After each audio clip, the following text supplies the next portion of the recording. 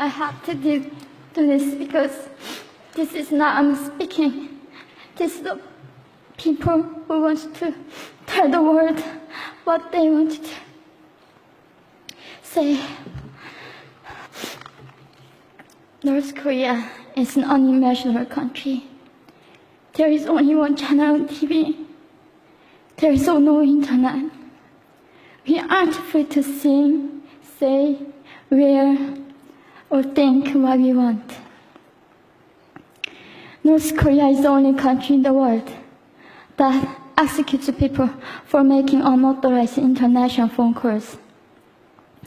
North Koreans are being terrorized today. When I was growing up in North Korea, I never saw anything about love stories between men and women. No books, no songs, no press, no movies about love stories. There's no Romeo and Juliet. Every story was propaganda to brainwashes about the Kim dictators. I was born in 1993, and I was abducted at birth, even before I knew the words freedom or human rights. North Koreans are desperately seeking and dying for freedom at this moment. When I was 9 years old, I saw my friend's mother publicly executed. Her crime, watching a Hollywood movie. Expressing doubt about the greatness of the regime can get 3 generations of a family imprisoned or executed. When I was 4 years old, I was warned by my mother not to even whisper. The birds and mice couldn't hear me. I admitted I thought the North Korean dictator could read my mind. My father died in China after we escaped North Korea. And I had to bury him at 3 a.m. in secret. I was 14 years old. I couldn't even cry. I was afraid to be sent back to North Korea. The day I escaped North Korea, I saw my mother raped. The rapist was a Chinese broker. He targeted me. I was 13 years old. There is a saying in North Korea, women are weak, but mothers are strong. My mother allowed herself to be raped in order to protect me.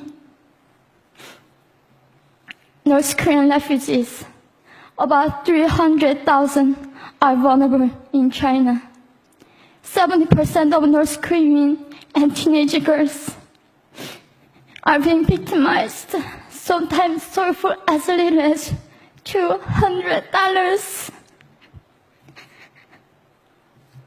We walked across the Gobi Desert, following a compass.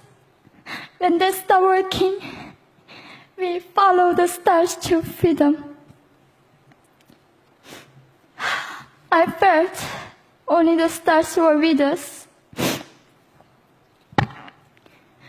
Mongolia was our freedom moment. Death or dignity. Armed with knives, we were prepared to kill ourselves if we were going to be sent back to North Korea. We wanted to live as humans.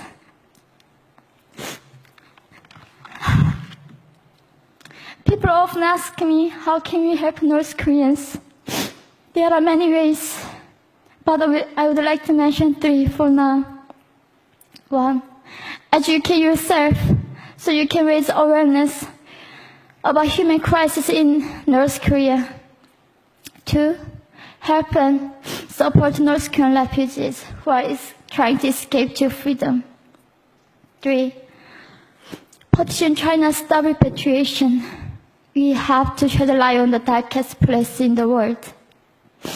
It isn't just North Korean human rights. It's our rights that North Korean dictators have violated for 7 decades. We need governments all around the world to put more pressure on China to stop repatriation. In particular, Chinese delegates of One Young World can play a part by speaking up.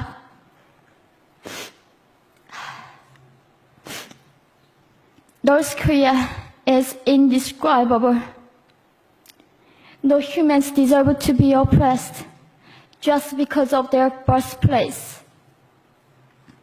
We need to focus less on the regime and more on the people who are being forgotten. One Young World, we are the ones who will make them visible. Fellow delegates, please join me as we make this a global movement to free North Koreans.